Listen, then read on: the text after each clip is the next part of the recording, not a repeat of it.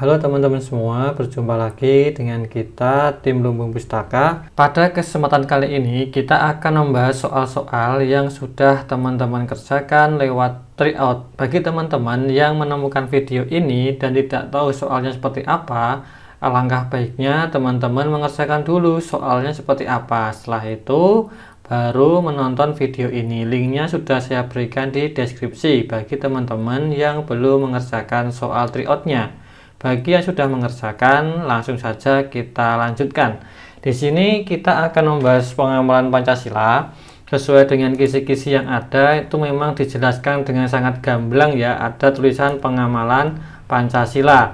Artinya adalah soalnya akan mengacu ke sana dan juga pemahaman. Kalau pemahaman ini tentu saja berkaitan dengan fungsi Pancasila sebagai dasar negara, sebagai sumber dari segala sumber hukum, sebagai filosofi bangsa, dan juga macam-macamnya. Oke, sekarang kita akan fokus ke pengamalan Pancasila. Di sini teman-teman pasti sudah sering sekali menemukan soal pengamalan Pancasila. Kalau kita lihat soal-soal yang ada itu kan kita diberikan kasus. Setelah itu kita disuruh nih menilai ini termasuk melanggar sila keberapa atau bertentangan dengan sila keberapa, atau sebaliknya ini merupakan pengamalan sila keberapa. Artinya kita itu diberikan soal-soal HOTS level kedua, di mana kita diminta untuk menilai atau mengevaluasi, yaitu membuat pertimbangan berdasarkan kriteria atau standar. Artinya kita disuruh membuat pertimbangan berdasarkan kriteria atau standar, yaitu apa? Butir-butir Pancasila. Artinya kita diberikan masalah dan kita diberikan kesempatan untuk mencari itu masuk ke sila keberapa berdasarkan kriteria yang ada pada butir-butirnya. Oke, seperti itu, dan kita langsung saja fokus kepada pembahasan. Di sini sedikit saya perlihatkan. Di sini sebentar ya teman-teman, saya ajak teman-teman untuk melihat skor terakhir ya. Saya mengambil data di hari Kamis pagi. Jadi yang mengerjakan setelah Kamis pagi itu belum masuk ke sini. Di sini yang mengerjakan ada 700 lebih, dan saya yakin ketika video ini saya unggah, yang mengerjakan sudah lebih banyak lagi. Di sini yang mendapatkan nilai tinggi atau nilai maksimal sepertinya ya, saya hitung tidak lebih dari 25 orang dari 700 orang. Coba kita cek. Ini ada Sekar ya, dapat 100. Lalu ada Telo juga dapat 100. Ini ada Mas Zulkifli Adiansah mengerjakan 2 kali sehingga tidak saya hitung. Ada Mbak Nabila, dia juga dapat 100. Lalu ada A, dapat 100 juga. Lalu ada juga Mas Muhammad ADG, ini juga mendapatkan 100. Tapi saya yakin ini juga sama orangnya, cuma diganti aja. Yang depan disingkat, yang ini yang depan disambung, yang belakangnya disingkat. Jadi ini juga saya kecualikan. Lalu ada juga ini ya, Sukatewika dan juga Kis, saya nggak tahu ini siapa, dia juga dapat 100. Lalu ada Mbak Khairina juga dapat 100. Bawahnya ada Mbak Desi juga dapat 100. Lalu ada juga Res juga dapat 100. Bagus sekali ya teman-teman. Lanjut lagi ini ada semangat jadi ASN, amin. Oke, amin, semoga teman-teman semua jadi ASN tahun ini. Selanjutnya ada KML juga dapat 100. Ada Mbak Eriska juga dapat 100. Ini teman kita di Mojokerto ya teman-teman. Lalu ada juga Lulus Cakim juga dapat 100. Selanjutnya ada Mas Guntoro, nah ini juga teman kita juga dapat 100. Oke, ada Mbak Mia Cahyati, ini di teman kita juga di Sumatera, jauh sekali ini ya. Ada di Sumatera, saya di Jogja, tadi Mbak Eriska ada di Mojokerto, jadi memang ya macam-macam lah daerah kita menjadi satu di Lumbung Pustaka. Oke, kita lanjut lagi, ada Mas Singgih juga dapat 100. Ada Mas Daniel juga dapat 100, bagus sekali. Ada Mas Abdel juga dapat 100. Ada Mi juga dapat 100. Oke. Ada Mbak Putu Navia Dewi juga dapat 100. Ada Mas Kadek Bagus Arbayasa juga dapat 100. Lanjut lagi ada RGG juga dapat 100.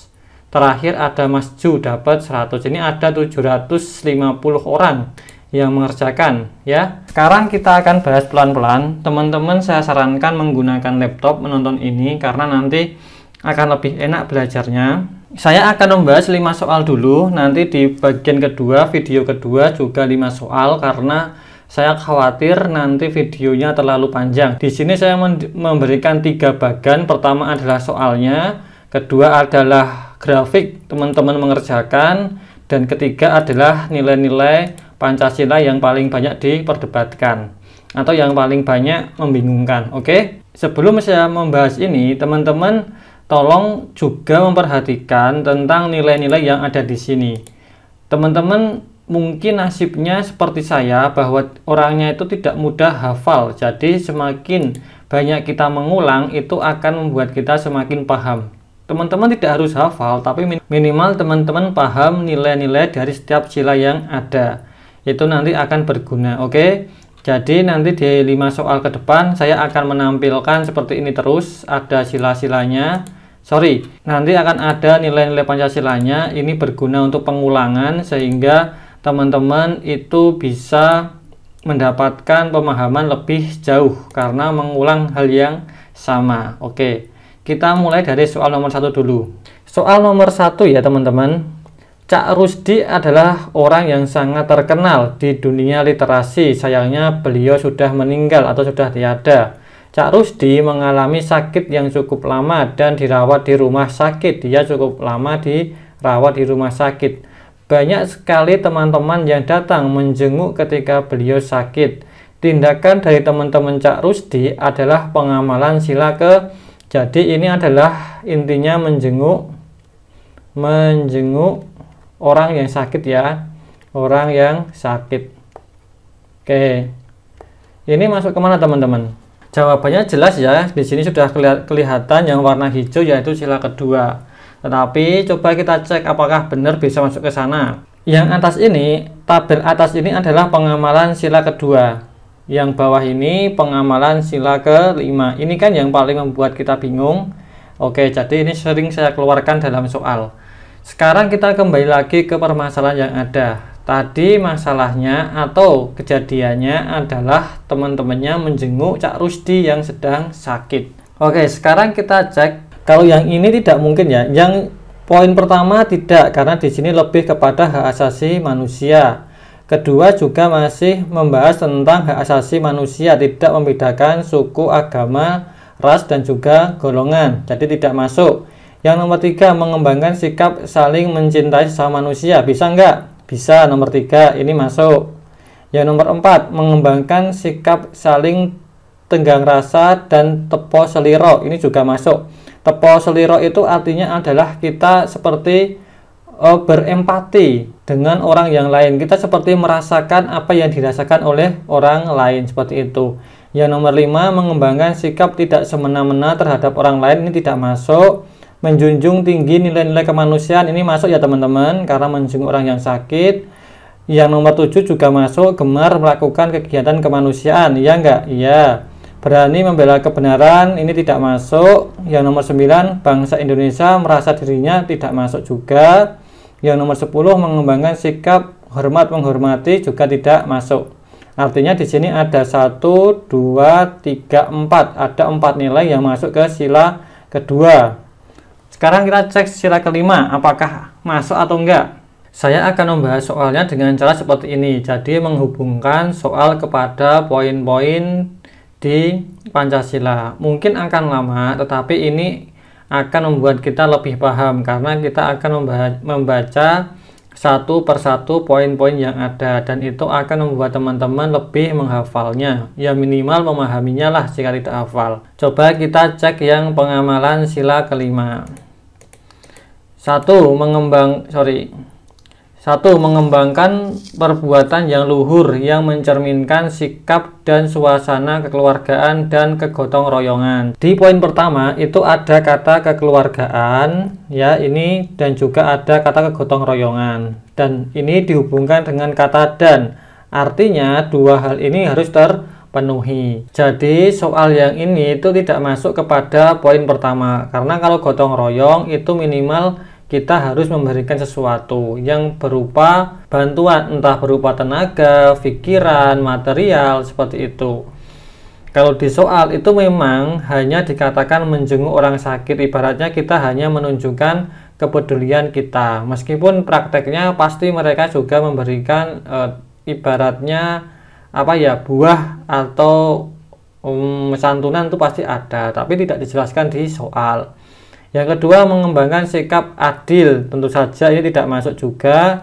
Yang ketiga, menjaga keseimbangan antara hak dan kewajiban, tidak masuk. Menghormati orang lain juga tidak masuk. Memberi pertolongan kepada orang lain agar dapat berdiri sendiri juga tidak masuk, karena Cak Rusdi itu sudah sakit selama lebih dari 1 tahun dan dia sudah ibaratnya mau gimana agar dapat berdiri sendiri. Yang bisa melakukan itu kan dokternya ya, kalau kita sebagai teman ya hanya mendoakan bisanya. Yang nomor 6, tidak menggunakan hak milik, tidak masuk. Nomor 7, menggunakan hak milik juga tidak masuk. Nomor 8, tidak menggunakan hak milik juga tidak masuk. Nomor 9, suka bekerja keras, jelas tidak masuk. Yang nomor 10, suka menghargai karya orang lain juga tidak masuk. Artinya kita bisa mengambil kesimpulan bahwa ini adalah pengamalan sila kedua, karena poin-poin di sila kedua itu lebih banyak munculnya daripada di sila kelima. Di sila kelima bahkan tidak ada yang muncul, sehingga kita yakin jawabannya yang kedua. Seperti ini. Kalau ada yang dirasa kurang pas, silahkan disampaikan di kolom komentar, dan teman-teman yang lain silahkan menanggapi. Gitu ya, kita saling menanggapi saja, tidak harus saya yang menjawabnya. Kita lanjut ke soal berikutnya.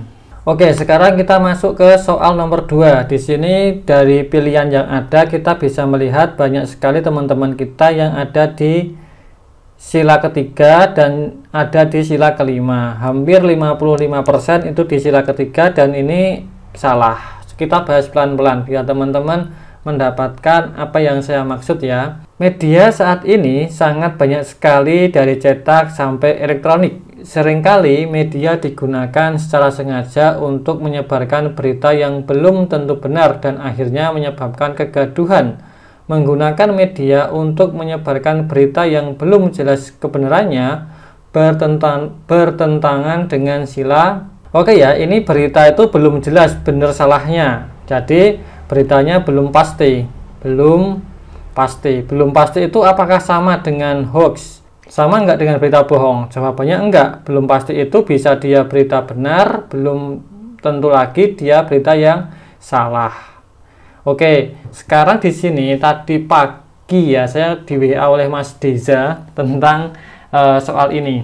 Bentar ya, saya geser dulu ini biar bisa buat orek-orekan. Teman-teman itu sering sekali mendapatkan soal tentang berita hoax. Ini ya, berita hoax, dan di sana selalu disampaikan itu bertentangan dengan sila ketiga. Kenapa sila ketiga? Karena berita hoax itu menyebabkan perpecahan. Gitu kan yang teman-teman dapatkan di bahasan-bahasan yang lain. Sekarang saya tanya, gini, berita hoax itu adalah berita bohong ya? Berita yang tidak benar.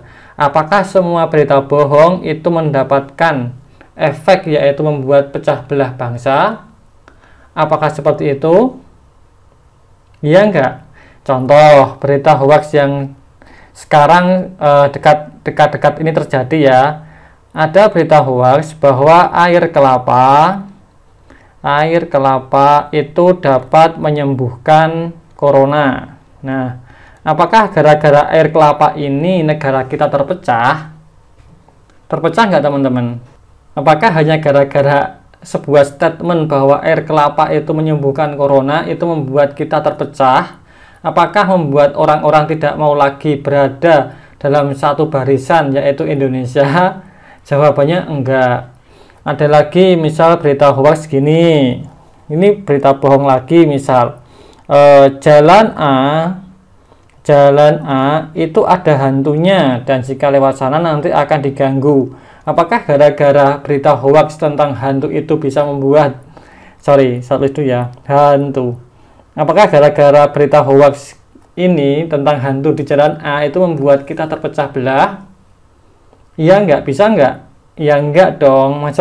Masalah hoax gara-gara hantu membuat kita pecah belah? Jawabannya enggak. Satu lagi saya berikan contoh berita hoax yang nasional tentang Ratna Sarumpait. Masih ingat Ratna Sarumpait yang mengaku dia dihantam oleh banyak orang sampai mukanya lebam, kenyataannya dia operasi plastik, bahkan sampai Pak Prabowo datang menjenguk. Itu kan hoax tingkat nasional ya. Apakah itu membuat kita terpecah belah, membuat anak muda tidak mau lagi berada di negara Indonesia? Enggak juga kan, itu hanya menyebabkan perdebatan saja antara dokter yang ahli dengan tim sukses dari Pak Prabowo, dan akhirnya setelah diungkap ya sudah selesai, nggak ada perpecahan, nggak ada anak muda yang ingin pisah dari Indonesia, nggak ada wilayah di Indonesia yang melakukan pemberontakan, nggak ada. Oke, sekarang kembali lagi ke sini. Di sini saya yakin teman-teman mendapatkan soal tentang berita hoax itu dulu narasinya nggak seperti ini. Saya yakin narasi berita hoax yang dulu teman-teman itu ada embel-embelnya adalah berita hoax saat Pilpres. Nah, kalau saat Pilpres saya bisa bicara banyak di sini. Kalau berita hoax ketika Pilpres itu benar, itu bisa menyebabkan perpecahan. Tetapi tidak semua berita hoax itu menyebabkan perpecahan. Yang menyebabkan perpecahan itu khusus ketika Pilpres, karena narasi yang digunakan itu menggunakan etnis dan juga menggunakan organisasi yang dilarang. Contoh, calon A adalah simpatisan PKI. Nah, ini jelas membuat kita pecah belah karena PKI jelas dilarang. Ya enggak? Ada kan seperti itu. Calon B adalah Cina, misal, sorry ya. Ini seolah-olah kalau Cina itu buruk semua, padahal juga enggak. Jadi, yang ingin saya sampaikan, kalau menghadapi soal seperti ini, soal hoax seperti ini ya, itu jangan pernah dihafalkan problemnya, tapi lihat secara utuhnya dulu. Kalau berita hoax ketika Pilpres itu betul, itu melanggar sila ketiga, karena memang yang digunakan narasinya tentang suku, agama, ras, dan juga golongan. Tapi kalau berita hoaxnya tentang air kelapa, tentang jalan yang berhantu, tentang Ratna Sarumpait, itu tidak akan membuat kita terpecah belah seperti itu. Artinya, sekali lagi saya tegaskan bahwa tidak semua berita hoax itu menyebabkan perpecahan, tergantung diksi-diksi yang digunakan di soal itu. Sehingga teman-teman jangan menganggap soal TWK itu adalah soal TIU. Soal TWK itu bukan soal TIU. Kalau soal TIU misal kita punya, di mana ya tempatnya? Habis ya tempatnya. Kita misal punya jarak dan waktu, berarti kita pasti diminta mencari kecepatan. Gini kan kalau di TIU, tapi kalau di TWK enggak. Misal ada berita hoax itu belum tentu sila ketiga, belum tentu. Karena ada narasi yang menguatkan atau ada narasi yang melemahkan, tergantung hal itu. Sekarang kita cek di sini. Media saat ini sangat banyak sekali dari cetak sampai elektronik. Seringkali media digunakan secara sengaja. Jadi ada kata sengaja, artinya dia itu digunakan secara sengaja untuk menyebarkan berita hoax yang model ini bisa memecah belah bangsa, dan juga berita hoax yang receh-receh seperti ini. Oke, untuk menyebarkan berita yang belum tentu benar dan akhirnya menyebabkan kegaduhan. Yang terjadi adalah kegaduhan saja. Menggunakan media untuk menyebarkan berita yang belum jelas kebenarannya bertentangan dengan sila. Coba yang nomor ini ya, ini adalah poin di sila ketiga. Poin-poin di sila ketiga. Coba yang satu, mampu menempatkan persatuan, kesatuan, serta kepentingan dan keselamatan bangsa dan negara sebagai kepentingan bersama di atas kepentingan pribadi dan golongan. Nah, intinya di sini adalah menempatkan kepentingan negara di atas kepentingan golongan. Kalau berita hoax seperti ini, ada nggak kepentingan golongan tertentu? Yang ada ya hanya ini saja, pemilik media sosial yang ingin medianya itu dilihat oleh banyak orang saja, tidak ada kepentingan yang lebih tinggi daripada itu. Tidak ada kegaduhan yang akan menyebabkan negara terpecah, sehingga ini tidak bisa masuk. Yang kedua, sanggup rela berkorban untuk kepentingan negara dan bangsa apabila diperlukan. Enggak. Ini adalah patriotisme.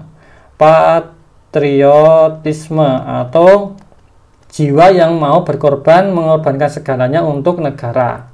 Yang ketiga, mengembangkan rasa cinta kepada tanah air dan bangsa. Ini juga tidak. Ini maksudnya adalah mengembangkan rasa kebanggaan, berkebangsaan dan bertanah air Indonesia. Tidak ada hubungannya dengan berita hoax. Yang nomor 5, memelihara ketertiban dunia. Jelas tidak ada hubungannya. Nomor 6, mengembangkan persatuan Indonesia atas dasar Bhinneka Tunggal Ika. Juga tidak ada hubungannya. Bhinneka Tunggal Ika itu artinya adalah kita bertoleransi dengan orang yang lainnya, gitu kan? Toleransi kepada agamanya, sukunya, rasnya, golongannya, kan seperti itu. Nggak ada hubungannya dengan berita hoax. Yang nomor 7, memajukan pergaulan demi persatuan dan kesatuan bangsa. Ini juga tidak ada hubungannya. Sekarang yang milih nomor 3 ini, kalau boleh saya tanya, silakan tulis di kolom komentar. Ini soal nomor 2, poin mana yang bisa menguatkan jawaban kalian terhadap soal yang ada. Ada 7 poin nih, 1 sampai 7. Kira-kira poin yang mana jika teman-teman ingin berdebat dengan saya, menguatkan pilihan teman-teman, itu poin yang mana yang bisa menguatkan pendapat kalian bahwa pengamalan sila ketiga itu yang paling pas untuk soal yang ini. Ada enggak? Coba temukan. Sekarang sembari teman-teman menemukan yang milih sila ketiga, kita cek sila kelima. Nomor 1, mengembangkan perbuatan yang luhur yang mencerminkan sikap dan suasana kekeluargaan dan kegotong royongan. Ini tidak masuk ya, ini biasanya dalam kondisi gawat, ada bencana dan seterusnya seperti itu. Yang kedua, mengembangkan sikap adil terhadap sesama. Ini juga tidak masuk. Nomor 3, menjaga keseimbangan antara hak dan kewajiban. Ini kalau saya pribadi itu masuk. Kenapa? Karena di soal itu ada kata disebarkan secara sengaja. Artinya dia menggunakan hak dia secara berlebihan. Misal, saya punya IG. Saya punya hak untuk memposting apapun di IG itu. Tetapi ada batasannya. Misal tidak boleh menyebarkan berita bohong. Misal seperti itu ya. Dan dia itu sengaja menyebarkannya. Sehingga secara otomatis dia itu sudah tidak seimbang antara hak dia dan kewajiban dia. Kalau saya melihat di poin ketiga itu bisa dimasukkan. Yang keempat, menghormati hak orang lain. Itu juga bisa sebenarnya, karena orang lain itu juga punya hak untuk mendapatkan berita yang benar. Kalau berita ini misal dikonsumsi oleh keluarga kita yang usianya sudah agak tinggi, itu mungkin akan menyebabkan kegaduhan. Bagi kita yang masih muda mungkin tidak. Jadi menghormati orang lain, hak orang lain bagi saya ini juga masuk. Kelima, suka memberi pertolongan kepada orang lain agar dapat berdiri sendiri. Ini tidak masuk. Nomor 6, tidak menggunakan hak milik untuk usaha-usaha yang bersifat pemerasan terhadap orang lain juga tidak masuk. Nomor 7, tidak menggunakan hak milik untuk hal-hal yang bersifat pemborosan dan gaya hidup mewah juga tidak masuk. Nomor 8, tidak menggunakan hak milik untuk bertentangan dengan atau merugikan kepentingan umum. Ini masuk. Karena di sini disampaikan bahwa pemiliknya itu adalah media elektronik. Bisa saja medianya itu besar. Jadi dia menggunakan hak miliknya untuk menyebarkan berita yang dapat meresahkan atau merugikan kepentingan umum. Oke. Yang nomor 9, benar. Suka bekerja keras, ini juga tidak bisa dimasukkan. Nomor 10, suka menghargai karya orang lain juga tidak dimasukkan. Nah, kalau begini kita bisa melihat di sila kelima itu ada 3 nilai yang bisa kita masukkan. Sedangkan di sila ketiga saya tidak menemukannya. Bagi teman-teman yang menemukan, silahkan tulis di komentar. Sehingga saya yakin jawabannya adalah ini, sila kelima. Perlu saya ingatkan lagi ya, karena kalau enggak nanti teman-teman lupa lagi bahwa tidak semua berita hoax itu menyebabkan perpecahan negara. Perpecahan negara yang disebabkan oleh berita hoaks itu ketika mencatut atau berhubungan dengan suku seseorang, agama seseorang, ras seseorang, golongan seseorang. Kalau berita hoaks remeh-temeh seperti air kelapa, jalan yang berhantu, Ratna Sarumpait, itu hoaks yang remeh-remeh seperti itu tidak akan menyebabkan perpecahan. Oke, sampai sini bisa diikuti. Oke, ini soal ketiga. Saya suka seperti ini. Hampir 87 orang jawabannya benar. Anda adalah seorang penulis terkenal. Setiap hari Anda menulis di blog pribadi dan banyak yang menikmatinya. Hingga Anda menemukan sebuah blog yang memuat semua tulisan Anda dan di blog itu pembacanya sangat banyak. Parahnya lagi, tulisan Anda diakui sebagai tulisan dia. Tindakan mengcopy materi tanpa izin dan tanpa mencantumkan sumbernya bertentangan dengan sila ini kira-kira sila keberapa? Yang atas ini adalah sila kedua, yang bawah ini adalah poin-poin di sila ke-5 atau nilai-nilai di sila ke-5. Sekarang kita cek satu persatu biar teman-teman yakin tidak ada yang kelewat ya. Yang A. Yang poin pertama, mengakui dan memperlakukan manusia sesuai dengan harga dan martabatnya sebagai makhluk Tuhan yang Maha Esa. Ini tidak mungkin berhubungan dengan copy produk dari orang lain tanpa izin. Yang kedua, mengakui persamaan derajat, persamaan hak dan kewajiban asasi setiap manusia tanpa membeda-bedakan suku, keturunan, agama, kepercayaan, jenis kelamin, kedudukan sosial, warna kulit, dan sebagainya. Ini tidak juga. Ketiga, mengembangkan sikap saling mencintai sesama manusia. Ini tidak juga. Yang keempat, mengembangkan sikap saling tenggang rasa dan tepo seliro. Itu juga tidak masuk. Tenggang rasa itu kan seperti kita merasakan penderitaan orang lain dan akhirnya kita membantu. Yang nomor 5, mengembangkan sikap tidak semena-mena terhadap orang lain juga tidak masuk. Nomor 6, menjunjung tinggi nilai-nilai kemanusiaan juga tidak masuk. Ini kan tentang penindasan ya, nomor 6 ini. Nomor 7, gemar melakukan kegiatan kemanusiaan, ini juga tidak masuk. Ini biasanya ketika ada bencana atau ada orang yang menderita kita membantu. Nomor 8, berani membela kebenaran dan keadilan juga tidak masuk. Biasanya ini nanti soalnya ada dua kondisi di mana salah satunya itu adalah kondisi yang negatif dan kita dipaksa untuk memilih kondisi yang positif. Yang 9, bangsa Indonesia merasa dirinya sebagai bagian dari seluruh umat manusia juga tidak masuk. Nomor 10, mengembangkan sikap hormat, menghormati, dan bekerja sama dengan orang lain. Dengan bangsa lain juga tidak ada hubungannya dengan orang yang mengcopy paste karya orang lain. Ini sila kedua, tidak ada yang masuk ya teman-teman. Jadi ada 71 orang yang milih sila kedua, ini boleh melakukan sanggah. Silahkan pilih poin yang mana yang bisa menguatkan pendapat kalian di kolom komentar. Yang bawah, sila kelima ya ini. 1. Mengembangkan perbuatan yang luhur yang mencerminkan sikap dan suasana kekeluargaan dan kegotong royongan. Ini tidak masuk juga.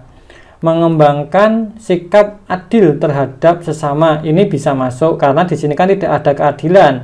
Orang yang sudah bekerja keras membuat tulisan cuma di copy tulisannya, namanya tidak dicantumkan. Itu bisa. Ketiga, menjaga keseimbangan antara hak dan kewajiban. Ini juga masuk karena orang itu dia tidak menjaga kewajiban dia kan wajib nih, kalau kita mencuplik karya orang lain kita harus menuliskan juga dari mana diambil. Seperti ketika kita mengerjakan skripsi, pasti di bagian paling belakang itu ada daftar pustaka. Itulah bukti bahwa kita ada keseimbangan antara hak kita dan kewajiban kita. Keempat, menghormati hak orang lain. Ini juga menentang ya.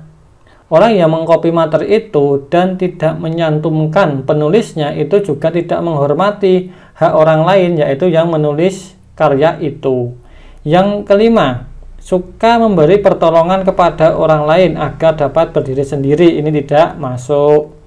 Nomor 6, tidak menggunakan hak milik untuk usaha-usaha yang bersifat pemerasan terhadap orang lain, tidak masuk juga. Nomor 7, tidak menggunakan hak milik untuk hal-hal yang bersifat pemborosan dan gaya hidup mewah, ini juga tidak masuk. Nomor 8, ini saya coret ya harusnya. Nomor 8, tidak menggunakan hak milik untuk bertentangan dengan atau merugikan kepentingan umum. Nah, ini masuk juga karena dia menggunakan blog dia untuk menyebarkan materi orang lain dan itu akan merugikan kepentingan umum. Nomor 9, suka bekerja keras. Ini juga bertentangan karena dia hanya copy paste, tidak mau menulis sendiri. Ini juga masuk. 10, suka menghargai karya orang lain yang bermanfaat bagi kemajuan. Ini juga masuk. Dia tidak menghargai karya orang lain karena dia mencurinya dengan copy paste. Di sini kita bisa melihat di sila kelima banyak sekali poin-poin yang dilanggar oleh orang yang melakukan copy paste tanpa izin dan tanpa mencantumkan sumbernya. Sehingga kita harus yakin mengambil yang ini. Sehingga kita harus yakin mengambil yang ini. Pengamalan atau bertentangan dengan pengamalan sila ke-5. Oke, gitu. Soal nomor 4 ini sepertinya kebanyakan di sila kedua dan juga di sila kelima. Seperti dugaan kita bersama ya, sila kedua dan sila kelima itu memang bikin kita bingung. Tetapi kalau kita semakin banyak berlatih, membacanya berulang-ulang, pasti kita bisa menemukan perbedaannya. Kita baca, liburan kantor tahun ini, tim Anda berkunjung ke sebuah tempat yang sejuk dan banyak petani yang menanam sayuran serta buah-buahan. Tidak sedikit petani yang menjual sayur dan buahnya di pinggir jalan, langsung diambil dari kebun. Teman Anda membeli sayur dan buah dari para petani tersebut dengan menawar sangat murah. Jadi ada orang kota nih. Ada orang kota, dia main ke desa dan dia menawar buah dan sayuran petani itu dengan sangat murah. Ditambah lagi dia meminta bonus. Ya, meminta bonus. Padahal keuntungan petani amatlah kecil. Tindakan teman Anda tidak sesuai dengan sila keberapa itu ya. Jadi udah pendapatannya kecil, ada orang datang dari kota malah minta dikasih bonus yang banyak, diminta harga yang murah. Ya kasihan sekali kan petaninya. Kita mulai dengan Pancasila sila kedua, yaitu yang pertama, mengakui dan memperlakukan manusia sesuai dengan harkat dan martabatnya ya. Harkat dan martabatnya berarti tidak masuk ya. Kalau mengakui sebagai profesinya iya, tapi sebagai harkat dan martabat manusia itu tidak masuk. Ini berkaitan dengan HAM.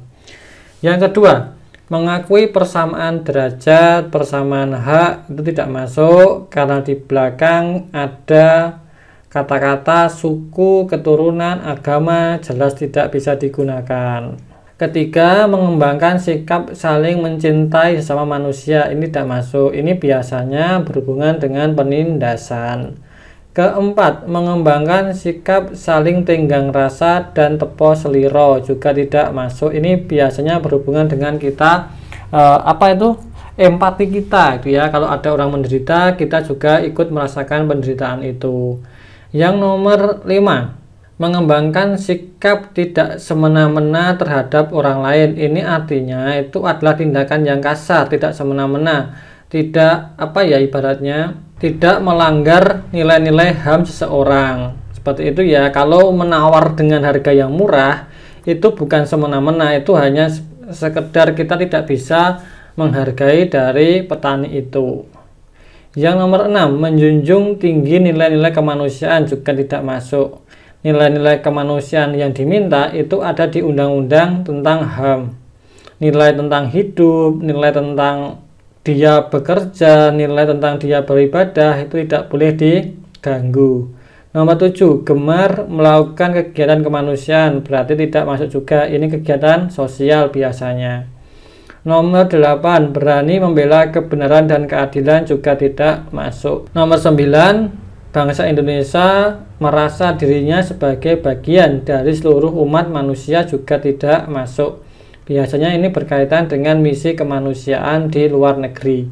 Yang nomor 10, mengembangkan sikap hormat, menghormati, dan bekerja sama dengan bangsa lain juga tidak masuk. Ini berkaitan dengan tujuan bangsa Indonesia, yaitu ikut melaksanakan perdamaian dunia. Sekarang kita pindah ke sila kelima ya. Ini di sila kedua kita tidak menemukan pelanggaran dari orang yang membeli dengan harga yang murah. Sekarang coba sila kelima. 1. Mengembangkan perbuatan yang luhur yang mencerminkan sikap dan suasana kekeluargaan dan kegotong royongan. Nah, ini masuk ya teman-teman. Kenapa? Sifat kekeluargaan dan kegotong royongan itu bisa dicerminkan dengan kita menghargai dia sebagai petani. Karena kita sama-sama keluarga besar Negara Kesatuan Indonesia. Kita orang kota loh ini, kita liburan cuma setahun sekali, mbok. Iya, kita memperlakukan petani dengan baik. Kedua, kegotong royongan, artinya adalah kita saling membantu. Caranya apa? Ya kita kalau beli dengan harga yang wajar itu minimal. Sebisa mungkin kita membeli dengan harga yang lebih. Itu akan sangat membantu petani untuk bertahan hidup. Percayalah bahwa petani itu ketika kita membeli dengan harga lebih, mereka itu tidak akan jadi orang kaya. Yang jadi orang kaya itu adalah tengkulaknya. Kalau petani yang mengambil dari kebun, mereka itu nggak akan jadi orang kaya. Jadi kalau kita membantu mereka dengan membeli harga yang lebih mahal, itu adalah bukti kita gotong royong. Kita saling membantu dengan kalangan yang lebih membutuhkan. Berarti yang poin pertama ini bisa digunakan. Poin kedua yaitu mengembangkan sikap adil terhadap sesama. Nah, ini juga bisa kita masukkan. Kenapa? Karena keadilan di sini itu seperti ini. Misal ya, orang ini yang menawar dengan harga murah ketika dia membeli di toko buah, apakah dia berani untuk menawar? Saya yakin dia tidak akan berani menawar dan apalagi sampai minta bonus. Tetapi ketika dia menawar pada petani, kenapa dia mau? Kenapa dia tega menawar dengan harga yang murah dan juga dia meminta bonus? Berarti kan dia tidak mencerminkan keadilan dalam memperlakukan orang yang sama-sama penjual buah. Cuman bedanya yang satu jual di toko, yang satu jual langsung dari kebun. Seperti itu. Oke. Lanjut lagi poin ketiga, menjaga keseimbangan antara hak dan kewajiban. Ini tidak bisa. Nomor 4, menghormati hak orang lain. Ini sebenarnya bisa kalau kita masukkan ya, tapi oke lah, tidak usah. Nomor 5, suka memberi pertolongan kepada orang lain agar dapat berdiri sendiri. Ini bisa dimasukkan. Karena ketika kita membeli barang dari petani secara langsung, tanpa lewat tengkulak, itu bisa membuat mereka mendapatkan keuntungan yang lebih baik, tidak ada potongan-potongan yang lainnya. Itu harapannya mereka bisa berdiri sendiri tanpa lewat tengkulak lagi menjualnya, sehingga keuntungannya lebih bagus. Yang nomor 6, tidak menggunakan hak milik untuk usaha-usaha yang bersifat pemerasan terhadap orang lain. Nah, ini tidak usah, kita coret aja. 7. Tidak menggunakan hak milik untuk hal-hal yang bersifat pemborosan dan gaya hidup mewah, tidak digunakan. 8. Tidak menggunakan hak milik untuk bertentangan dengan atau merugikan kepentingan umum, juga tidak bisa digunakan. Ke-9, suka bekerja keras, tidak masuk juga. 10. Suka menghargai karya orang lain yang bermanfaat bagi kemajuan, ini juga bisa digunakan. Kenapa? Karena buah dan sayur itu adalah karya seorang petani dan itu bisa bermanfaat untuk kemajuan kita. Dan kita harus menghargainya dengan cara apa? Dengan cara membeli barang tersebut dengan harga yang bagus, jangan dengan harga yang kurang bagus. Dari sini bisa kita simpulkan bahwa nilai-nilai yang ada dalam cerita ini bertentangan dengan nilai-nilai di sila kelima, yaitu poin pertama, poin kedua, poin kelima, dan juga poin ke-10. Sehingga kita harus yakin ngambil pilihan yang ini. Oke, gitu. Terakhir soal nomor 5. Oke, di soal nomor 5 ini terjadi distribusi kesalahan yang sangat merata. Ini yang benar ada 50%, yang salah cukup banyak. Berarti kalau yang benar 50%, yang salah juga 50%. Oke. Wow, oke, kita baca aja lah. Ani adalah seorang guru di sebuah sekolah dasar negeri. Beberapa hari lalu, dia harus berurusan dengan pihak berwajib dikarenakan memotong rambut seorang murid yang dicat warna merah dan sudah diingatkan 3 kali berturut-turut tidak diubah. Orang tua murid merasa Ani telah menyakiti anaknya. Oke, merasa anaknya disakiti. Tindakan orang tua murid tersebut bertentangan dengan sila keberapa? Di sini yang menjawab sila kedua itu ada 50%, yang menjawab sila keempat itu ada 27%, sila kelima ada 17,2%. Yang ingin mempertahankan pendapatnya pada sila keempat, silahkan teman-teman cari poin yang menguatkan pendapat kalian dan sampaikan di kolom komentar. Tentu saja saya akan mempertahankan pendapat saya dengan sila kedua saya bersama dengan 50% orang yang lainnya, gitu ya. Kalau kita melihat narasi di soal ini, intinya itu kan ada seorang anak yang dia itu melanggar peraturan, ya, dia tidak tertib atau melanggar, tetapi orang tuanya itu nggak mau menegur anaknya dan membiarkan saja, padahal sudah disampaikan teguran 3 kali oleh si guru, dan akhirnya si orang tua itu malah lapor ke pihak berwajib. Artinya kan si orang tua itu membela kesalahan si anak, iya enggak? Iya dong. Kalau kita lihat di sila kedua itu masuk kemana? Yang nomor 1 tidak, ini tadi sudah kita baca berkaitan dengan HAM. Yang kedua juga berkaitan dengan HAM tanpa membedakan suku, agama, ras, dan juga antar golongan. Yang ketiga tadi kita diajarkan tentang mencintai sesama manusia, juga tidak masuk. Mengembangkan sikap saling tenggang rasa itu juga tidak masuk ya. Mengembangkan, nah ini sebenarnya masuk. Mengembangkan sikap saling tenggang rasa itu masuk pelanggaran yang dilaksanakan oleh si orang tua. Kenapa? Karena dia tidak menghormati terhadap pekerjaan si guru. Si guru itu sudah tepat. Dia sudah melakukan teguran sebanyak 3 kali. Seharusnya kalau orang tuanya itu memiliki rasa tenggang rasa dan juga tepo seliro sebagai sesama orang tua, dia harusnya menghormati guru itu dan memotong rambut si anak. Ya enggak, tetapi kan kenyataan orang tua enggak mau motongnya, sehingga tidak terjadilah sikap saling tenggang rasa sesama orang tua. Ingat loh, guru itu kan juga orang tua, tetapi di sekolah, sedangkan orang tua aslinya ada di rumah, kan gitu ya. Nomor 5, mengembangkan sikap tidak semena-mena terhadap orang lain. Yang dilaksanakan oleh orang tua murid ini yang melaporkan ke polisi atau pihak berwajib itu sebenarnya adalah tindakan semena-mena. Kita bisa memasukkannya ke sini. Lalu nomor 6, menjunjung tinggi nilai-nilai kemanusiaan. Itu sebenarnya juga bisa, tapi oke lah tidak usah karena ini biasanya berkaitan dengan HAM. 7, gemar melakukan tindakan kemanusiaan. Ini tidak masuk. Nomor 8, berani membela kebenaran dan keadilan. Ini masuk ya. Karena orang tuanya itu tidak berani membela kebenaran bahwa si anaknya itu salah, tapi dia masih melindungi si anak, bahkan mencari bantuan sampai ke pihak berwajib. Padahal jelas anaknya salah, melanggar peraturan sekolah. Nomor 9, bangsa Indonesia merasa dirinya bagian dari seluruh umat manusia. Tidak masuk.